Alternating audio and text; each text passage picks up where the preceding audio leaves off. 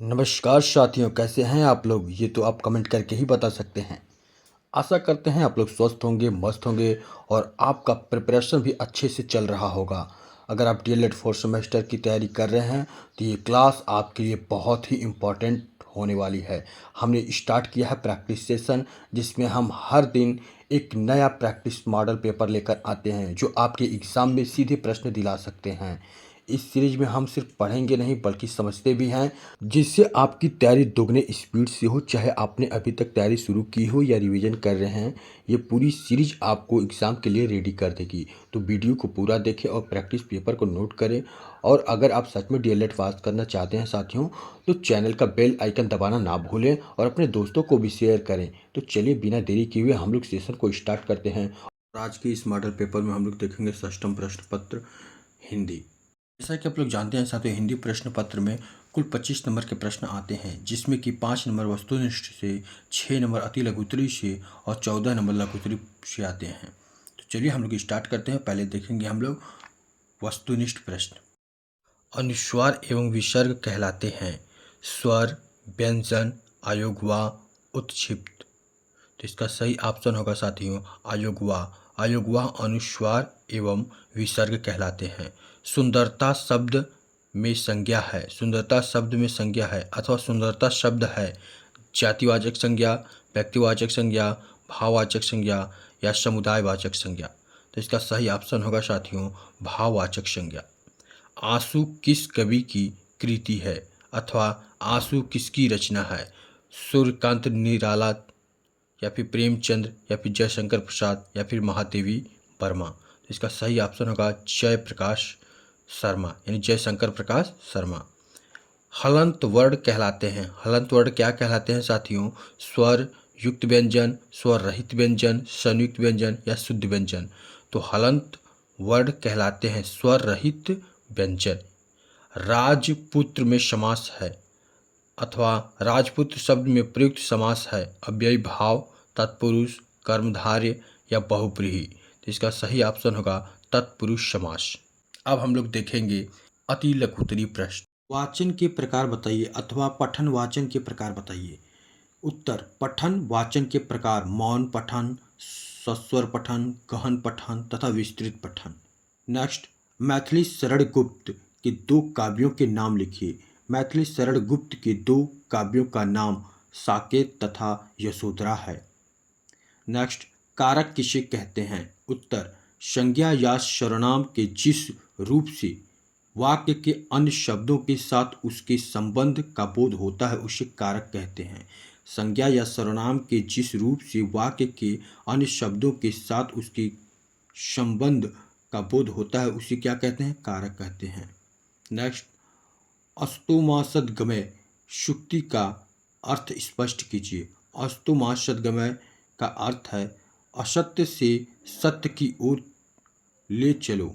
यह एक संस्कृत मंत्र है जो जीवन में अज्ञान, भ्रम और बुराई से ज्ञान, प्रकाश तथा परम सत्य की ओर मार्गदर्शन के लिए प्रार्थना करता है।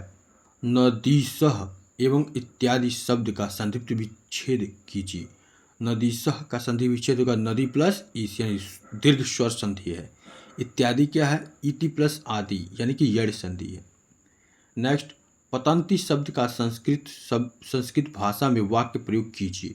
तो संस्कृत में लिखेंगे आपको वृक्षात् पत्राणि पतंती, यानी पेड़ से पत्ते गिरते हैं। अब हम लोग देखेंगे लघुत्तरी प्रश्न है आपका उच्चारण के मुख्य तत्वों का उल्लेख कीजिए अथवा उच्चारण के मुख्य तत्व बताइए।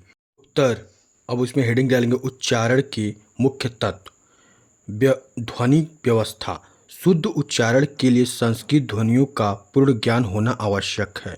बल, वर्णों का उच्चारण करते समय समुचित बल देना चाहिए, न कम और न अधिक। लय, प्रभावपूर्ण उच्चारण हेतु लय का होना आवश्यक है। स्वराघात, उच्चारण करते समय स्वर का ऊपर उठना तथा स्वर का नीचे आने के लिए उच्चारण में आरोह व अवरोह का होना आवश्यक है। गति, उच्चारण को प्रभावपूर्ण बनाने के लिए उसमें सामान्य गति होनी चाहिए, न अधिक तीव्र न धीमी। विराम उच्चारण की शुद्धता हेतु विराम चिन्हों का सही होना अति आवश्यक है। नेक्स्ट प्रश्न, छात्रों के लिए पत्र पत्रिकाएं पढ़ना क्यों आवश्यक है? उत्तर आप लिखेंगे, छात्रों के लिए पत्र पत्रिकाओं को पढ़ना आवश्यक है क्योंकि यह उनके ज्ञान को बढ़ाता है, सामाजिक जागरूकता विकसित करता है और संचार कौशल को बेहतर बनाता है। यह छात्रों को दुनिया भर की समसामयिक घटनाओं से अवगत कराता है, उन्हें विभिन्न विषयों में विशेषज्ञता हासिल करने में मदद करता है और यह महत्वपूर्ण सोच और रचनात्मक को बढ़ावा देता है। नेक्स्ट प्रश्न, अनिवार्य संस्कृत में उच्चारण दोषों के निराकरण के उपाय का उल्लेख कीजिए। उसमें उत्तर लिखेंगे, संस्कृत में सही उच्चारण के लिए वर्णों के उच्चारण स्थान यानी कंठ, तालु, मूर्धा, दंत, ओष्ठ, नासिका आदि को समझना और उनका अभ्यास करना महत्वपूर्ण है। प्रत्येक अक्षर का उच्चारण मुख्य के एक विशिष्ट भाग से होता है, जैसे अ कंठ से, स तालु से और श दंत से उच्चारित होता है। शुद्ध उच्चारण के लिए सही उच्चारण वाले सूत्रों को ध्यान से सुने और दैनिक अभ्यास करें। अनिवार्य संस्कृत में उच्चारण दोषों के निराकरण के उपाय, ध्यान से सुने, उच्चारण स्थानों को समझें, अभ्यास करें, मौन वर्णों से बचें। ध्यान से सुने यानी प्रामाणिक सूत्रों से संस्कृत ध्वनियों और मंत्रों का उच्चारण ध्यान से सुने। उच्चारण स्थान को समझें यानी प्रत्येक उच्चारण के स्थान को समझें क्योंकि अलग अलग वर्णों के लिए अलग अलग मुख के भागों का प्रयोग होता है। अभ्यास करें, संस्कृत के शब्दों और वाक्यों का दैनिक अभ्यास करें और सुने हुए उच्चारण को दोहराएं। मौन वर्णों से बचें यानी कि संस्कृत में कोई मौन वर्ण नहीं होता है, हर अक्षर का उच्चारण किया जाता है, इसीलिए सभी अक्षरों को स्पष्ट रूप से बोलें। नेक्स्ट प्रश्न, प्रयाग में लगने वाले महाकुंभ का महत्व बताते हुए अपने मित्र को पत्र लिखिए।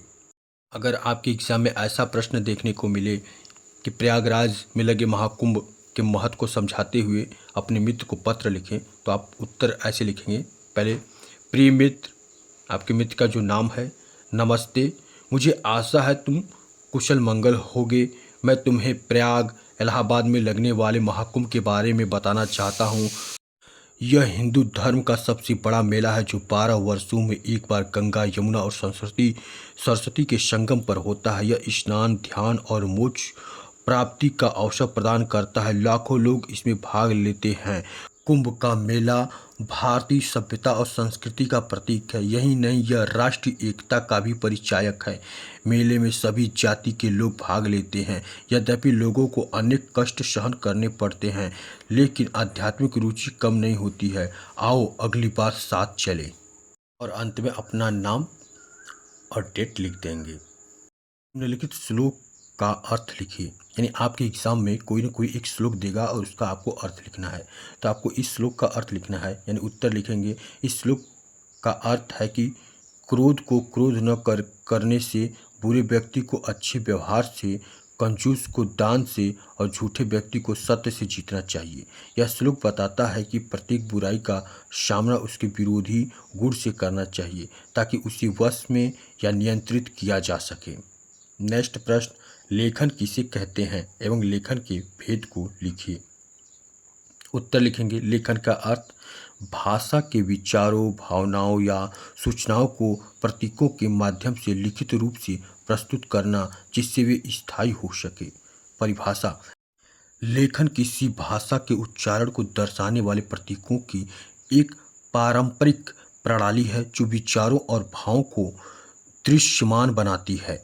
यह भाषा को स्थायित्व प्रदान करता है और संचार का एक प्रभावी माध्यम है। लेखन के मुख्य भेद क्या हैं साथियों? उद्देश्य के आधार पर व्याख्यात्मक यानी समझना, वर्णनात्मक यानी चित्र, प्रेरक यानी कि मनोना और कथनात्मक यानी कहानी सुनना। प्रणाली के आधार पर वर्णमाला लेखन, वैचारिक लेखन, सिलेबिक लेखन और चित्रलिपि लेखन। नेक्स्ट, आत्मकथा एवं जीवनी में अंतर बताते हुए एक रचना का नाम उल्लेख कीजिए। जीवन तथा आत्मकथा में कोई 4 अंतर बताइए। जीवन एवं आत्मकथा में अंतर कीजिए। तो आप उत्तर लिखेंगे, इसका उत्तर लिखेंगे साथियों, और उसमें हेडिंग डालेंगे जीवनी तथा आत्मकथा में अंतर। जीवनी किसी के जीवन पर आधारित होती है, जबकि आत्मकथा में लेखन की स्वयं की आत्मकथा होती है। जीवनी संस्मरणात्मक नहीं होती है, जबकि आत्मकथा संस्मरणात्मक होती है। आत्मकथा में लेखक के जीवन की घटनाओं का चित्रण होता है, जबकि जीवनी में नहीं होता है। जीवनी में लेखक द्वारा किसी साहित्यकार के जीवन के विशेष विषय में लिखा विवरण होता है, जबकि आत्मकथा में किसी साहित्यकार द्वारा स्वयं के किसी विशेष पर लिखा विवरण होता है। रचना आत्मकथा क्या भूलूं क्या याद रखूं, हरिवंश राय बच्चन का। जीवनी कलम का सिपाही, अमृत राय। कैसा लगा ये मॉडल पेपर हमें कमेंट करके ज़रूर बताएं। आपने कितना स्कोर किया है ये भी ज़रूर बताएं। अपने साथियों अपने दोस्तों को भी शेयर करें और चैनल को लाइक सब्सक्राइब शेयर करना ना भूलें। फिर हम नेक्स्ट वीडियो में मिलेंगे एक नए मॉडल पेपर के साथ। तब तक के लिए आप सभी का धन्यवाद। जय हिंद, जय भारत।